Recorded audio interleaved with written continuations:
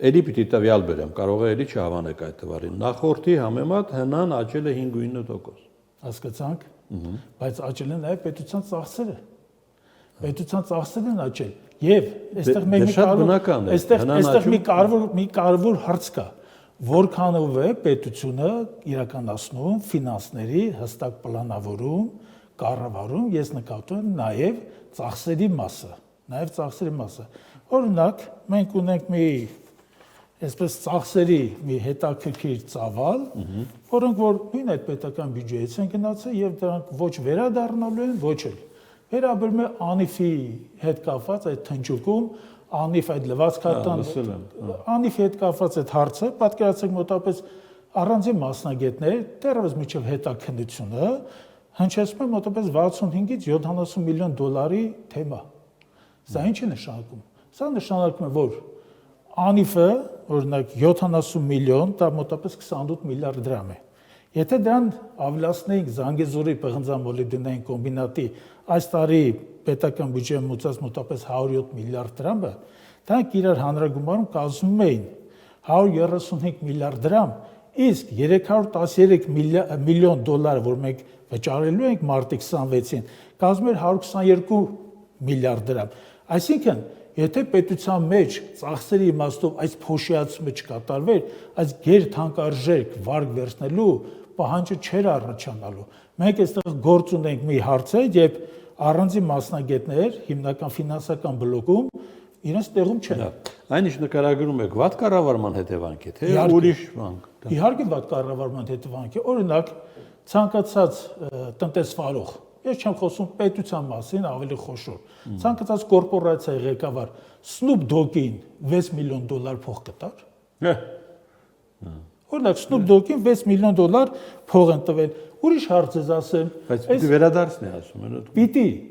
Պիտի արդեն տարիներ շարունակ վերադարձնի ու տեղ չի հասնում։ Ուրիշ բան ասեմ, նոր մենք զրուցում ենք սոցկրեդիտի մասին, չէ՞։ Այդ 100,000-ները, որ նվեր են տալի, հայտարարում իրականացնելու, ընդհանրենք շահագրգռելու համար։ Այս գումարը մոտավորապես 70 միլիարդ դրամ է լինելու։ Արդյոք սա պետք է։ Իհարկե պետք չէր։ Հիմա ուրիշ հարց ես ասեմ, անհուսալի վարկառուների հետ կապված պետությունը հայտարարում է, որ վարկ վերցնող, վարկ չվերադարձնող քաղաքացի ես քո կողքին եմ, արի բյուջեի գումարը, որ դու պետք է բյուջե եկամտարկ վճարես, ես բյուջեի հասանելի գումարը բյուջե չեմ տանում, այդ գումարը հավաքագրում եմ, տալիս եմ բանկերին, ընդ որում այն բանկերին, որոնք 2024 թվականին 900 միլիոն դոլարի շահույթ ունեն։ Արդյոք սա նշանակում է տնտեսվարություն։ Իհարկե ոչ։ Իսկ ինչ է նշանակում։ Սա նշանակում է, ես ձեզ ասեմ, տնտեսական Իմ հարցի ավելի ուղիղ եմ ուզում տալ։ Ինչ որ մեկը փող է աշխատում է ձեր նկարագրած սխեմայով, հա։ Գիտեք,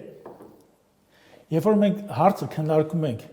պետություն կամ տնտեսական, դա շատ հետաքրքիր։ Ինչ որ մեկը տեղից թռցնում է, ինչ որ մեկը փախցնում է գումար, հա։ Օրինակ դες մեկ հարց ասեմ, ձեր հարցին ի պատասխան։ Չէ, հա կամ չէ չեք ասում։ Չէ, ասել եմ, հա եւ չեն ասել ենք, իհարկե։ Հիմա նայեք, ցանկացած տեղաբաշխում, օրինակ պարտատոմսերի, ենթադրում է, որ կա պրոսպեկտ, այդ պրոսպեկտը դա բրոշյուրն է, ասենց ասեմ, որ ժողովուրդը հասկանա։ Բրոշյուրի մեջ դրվում է, որ Հայաստանի Հանրապետությունը ցանկանում է այսքան ժամկետով, այսքան վարկ ձեռք բերել, այսքան եւ այնտեղ դրա ֆինանսական գործիքի համար համապատասխան տեղեկատվությունը այդ պրոսպեկտում ներառվում է։ Այդ պրոսպեկտը երկար ժամանակ, միջև աճուրները սկսելը, միջև բորսայում լիստինգը, նա գաղտնի պետք է մնա։ Եվ պատմության մեջ բազմաթիվ են ինսայդերական, այսպես ինֆորմացիաների արտահոսքը, երբ առանձին բրոկերային կազմակերպություններ, չէ, իմանալով, որ կատարվելու է տեղաբաշխում ֆանտաստիկ բարձր տոկոսով, չէ, այդ մարդիկ ինսայդերական ինֆորմացիա կարող են տալ եւ այդ մարդիկ կարող են աշխատել մեծ գումարներ։ Ինչ գումարների մասն է մոտավոր խոսքը։ Ես երբ որ ձեզ բերեցի այս երկրների հետ կապված տոկոսադրույքները, սա հիմնականում 3.5% շրջանակում է պատտվում այս եկամտաբերության տոկոսադրույքները։ Իսկ Հայաստանի Հանրապետությունը տեղաբաշխել է 71%-ով, երկու անգամ ավելի։ Եթե Հայաստանի Հանրապետությունը կարողանար տեղաբաշխել եւս 3.5%-ով, օրինակ մեր հարազատ Հունաստանի նման, որ այս օրերին 3-7%-ով է տեղաբաշխում, Հայաստանի Հանրապետությունը առնվազն ամեն տարի կտնտեսեր մոտավորապես 26 միլիոն դոլար։ 10 տարվա կտրվածքով դա կաներ 262 միլիոն դոլար։ Արդյոք այստեղ կարող են կասկածներ առաջանալ, թե ոչ։ Դե այնտեղ որտեղ փողը շատ է, կասկածները միշտ առաջ։ Չէ, գիտեք հարց։ Պիտի ավարտելուց առաջ մի քիչ թեմայից դուրս գալով եմ ուզում հարցնել։ Շինարարական կապիտալը որտեղ է ծնվել Հայաստանում, որտեղից է գալիս։ Շինարարական կապիտալի համար տեսեք։ Այսքան շինարարությունը մեծ գումարներ է տանում։ Իհարկե, ընդհանրապես կապիտալը նա իր հատկություն ունի, մարքսիստների բացատրությունը այստեղ բավականին հատկանշական է։ Կապիտալը սկսում է շնչել, երբ որ եկամուտը շահույթը 10% է լինում, երբ որ 50 երկիրը նպաստավոր է այդ գործը անելու համար։ Սպասեք բացատրեմ։ Երբ որ 50% է լինում, նա արդեն հանդուգն է դառնում։ 100-ի դեպքում նա հոսում է ուր որ պետք է։ 300-500-ի դեպքում պատրաստ է ամեն ինչի, որպեսզի հաջողի։ Հիմա, եթե մեր երկրում հաստատվել է շինարարական բում որոշակիորեն, ընդ որում այստեղ դերը խաս նաև մեր մոտակա եւ հեռավոր սփյուռքը,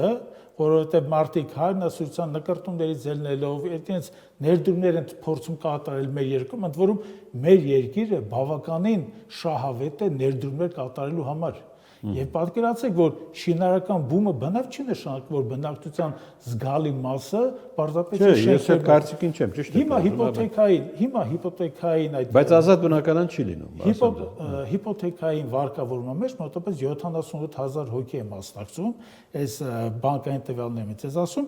եւ այդ 78000-ը այդ բնականային ֆոնդը, որ հիմա մտնելու շահգործման մեջ, դրան համադրելի չէ։ Խնդիրը այն է, որ սա պարզապես հիմա շահավետ է, գումարները հոսան, գումարները գալիս են Ամերիկայի Միացյալ Նահանգներից, գալիս են Ռուսաստանի Դաշնությունից եւ բոլոր երկրներից, որտեղ որ հայերը որպես հաջողակ գործարարներ, որպես հաջողակ ֆինանսիստներ եւ պարզապես գրագետ։ Այսինքն պատասխանեցիք, դրսից է։ Դրսից է, իհարկե դրսից է։